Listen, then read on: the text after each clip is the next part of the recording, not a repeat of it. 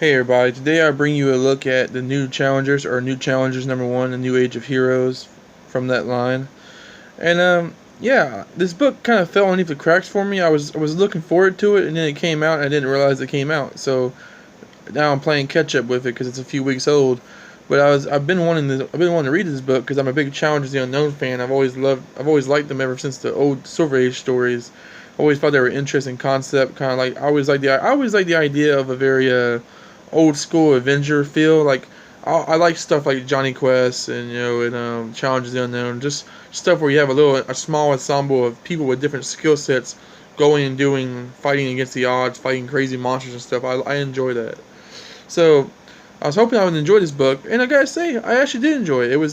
I was a little skeptical at first because anytime they read it, because they've tried the Challengers before a few times over the years and it never comes out very well. But I think they did a decent and good job here with coming up with it. Overall, I did like some of the changes and some of like the more modernizations. I think it kind of works out well.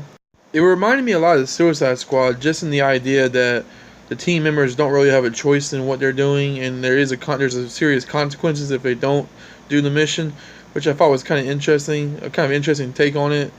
But other than that, if it definitely felt like a Challengers book. We don't really get a very good description of what the characters can do yet. We get a little bit of background on one or two of them, but the other ones don't really get fleshed out yet. Hopefully that'll happen in the next couple issues. We know that one of the characters is a doctor, uses a lot of herbal medicines, and has a lot of experience with that kind of stuff.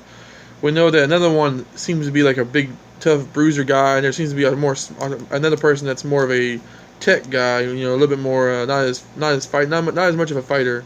The fourth person, we don't really get much insight into that person and what their skill set is, but hopefully we'll get that later on.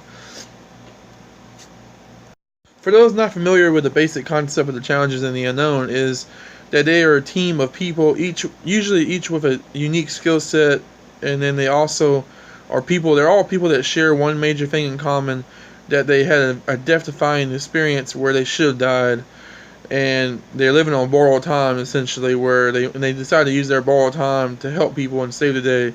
This is a little bit different. This takes the concept and makes it into a legacy concept where there's been hundreds and hundreds of teams of Challengers over the years from different parts of the world and universe, and they all have been living on borrowed time. My biggest complaint with this book is that it's very exposition heavy, and you don't really they kind of like sacrifice the character development and the character dialogue for exposition, which I guess is okay because this kind of story you kind of need to throw a bunch of rules and a bunch of stuff out as fast as you can. And I'll hopefully in the next couple issues are just get right down to the meat of the characters and their interactions with each other, because that's what the Challenges is all about. It's all about these people working together as a team and figuring out how to overcome more powerful enemies than themselves. Overall, I really did enjoy the book, though. The art's okay. It's nothing special to me anyway, but it was definitely good enough. It was a lot better than a lot of the stuff I read nowadays. Overall, give the Challengers a chance, especially if you like old school Avenger kind of team ensemble books. Definitely try it out.